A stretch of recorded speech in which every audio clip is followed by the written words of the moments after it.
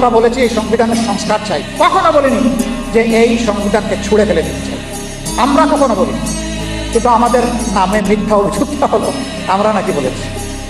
হ্যাঁ, সব ফায়ার আপনি যাকে টার্গেট করেছেন তার বুকে নাও করতে পারে, অনেক সময় ব্যাকফায়ার হয়। এটি ব্যাকফায়ার করে নাই।